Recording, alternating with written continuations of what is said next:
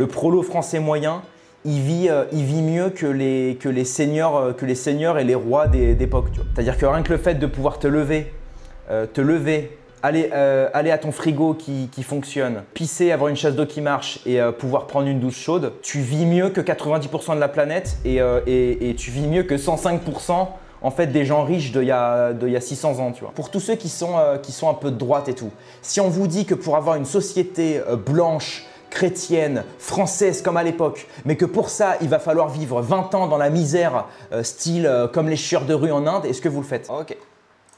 Les amis, avec l'affaire Kelly Fogio, Vous entendez bien? je ne vous ai toujours pas parlé de ce qui se passe en ce moment au Royaume-Uni. Je sais que la plupart d'entre vous sont au courant. Il y a des émeutes de prolétaires blancs qui se rebellent et contre… Déjà, il a cité le mot prolétaire blanc. Il n'a pas dit de blanc, il a dit de prolétaire blanc, ce qui est déjà très bien. Ce qui est déjà mieux que 90% des analyses des droitards qui vont te faire croire que les blancs dans la rue, c'est tous les blancs. Alors que non, c'est les blancs d'une certaine classe sociale, notamment ceux qui fréquentent l'immigration. Alors que les droitards, c'est les premiers à ne jamais fréquenter l'immigration dont ils se plaignent. Alors fatalement, ça devait arriver et ça arrivera de plus en plus en Europe. Il y a deux modèles civilisationnels qui se confrontent. La question aurait pu être enfin pas la question, mais on va dire les événements auraient pu être évités si on s'était donné la peine de traiter ces questions-là en temps et en heure avant qu'elles ne deviennent explosives. Le haut niveau social, entre guillemets, le haut niveau social, en tout cas la sécurité qu'on peut avoir du point de vue de l'alimentation, de la consommation, des standards de vie, nous empêche en fait de nous rebeller. J'en ai parlé il y a très très longtemps de ça, de la prison que fabrique insidieusement le confort autour des individus, puisqu'elle les départit de leur capacité à passer à l'action parce qu'ils ont de plus en plus de choses à perdre. Nous sommes dans une époque, même s'il y a de la précarité, nous sommes dans une époque d'abondance et de profusion. Même les personnes qui ont l'impression de ne pas en avoir, par rapport à l'histoire de l'humain, ils ont de la profusion. Donc c'est sûr que quand tu as un certain niveau de confort comme ça, effectivement, tu n'as pas envie d'aller te rebeller, tu vois. C'est ce que je disais, moi, il y a quelques années sur mes vidéos actu, je disais qu'en fait, le trois quarts des gens, ils veulent pas l'extrême droite pure et dure, parce qu'en fait, ça inciterait un trop gros changement pour eux, comparé à ce qu'ils ont maintenant. C'est-à-dire que c'est la thèse d'ailleurs de Renoir. Il a dit une phrase, elle est géniale sa phrase. Il dit « c'est me remplir les fouilles et me vider les couilles ». Il a dit aujourd'hui, tu vas dans un centre commercial, tu as de la bouffe à volonté de toutes les cultures du monde. Tu peux aller te couper les cheveux, tu peux t'habiller de toutes les manières que tu veux. Et pour ça, sans un prix décent. Alors effectivement, ça coûte de l'argent, mais c'est pas non plus… Et il dit, et vous voulez vraiment que les gens se rebellent? Il dit, les gens se rebelleront quand il n'y aura plus rien à manger dans le frigo. Et ça, le capital fait en sorte que ça ne se passe pas, tu vois. Il fait en sorte que tu crèves, mais pas non plus au point que tu ailles te rebeller, tu vois. Suffisamment pour que le capital puisse perdurer.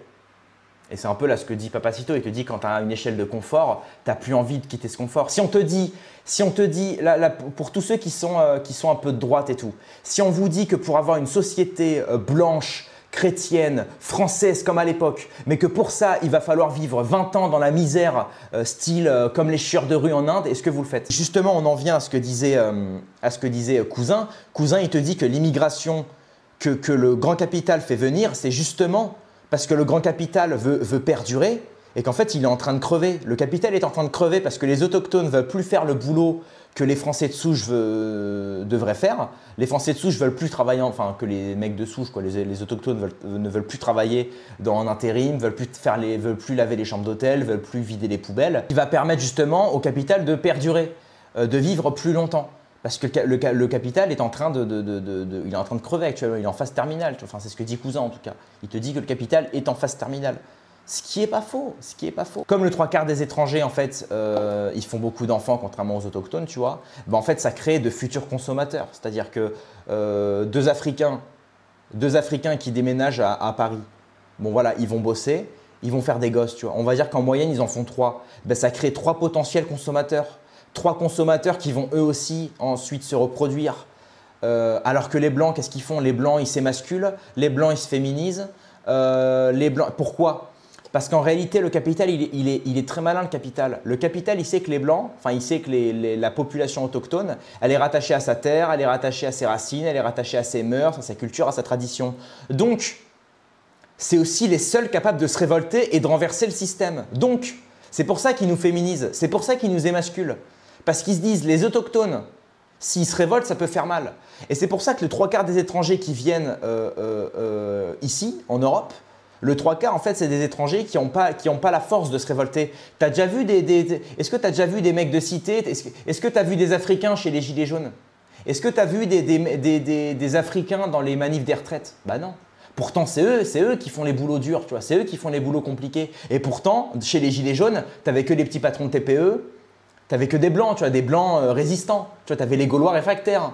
Pareil en Angleterre aujourd'hui. En Angleterre, tu vois, les blancs qui se révoltent, tu vois, c'est les blancs un petit peu… Et c'est pour ça, en fait, c'est les derniers résistants. Et c'est pour ça qu'ils nous féminisent, nous les blancs. Ils nous mettent le porno à volonté, Netflix, tout ça, parce qu'ils nous féminisent, tu vois, pour être sûr qu'on ne se révolte pas. Et les étrangers de l'autre côté, ils ne vont pas se révolter parce que en Afrique, c'est-à-dire qu'ils n'ont rien, enfin le 3/4 du temps en fait, s'ils ont une vie de merde, leur salaire moyen c'est 60 centimes, tu vois. Donc en fait, ils viennent en Europe, on leur dit, bah voilà, tu as des allocs, tu as du boulot, tu peux envoyer de l'argent en Afrique, et en fait là-bas, 500 € pour eux, en fait, c'est un appartement 4 étoiles pendant 4 mois, tu vois. Donc en fait, l'Africain, il n'a aucune raison de se rebeller. Tu peux consommer à volonté, tu as du porno, tu as des femmes blanches en petits strings qui se baladent dans la rue, tu vois.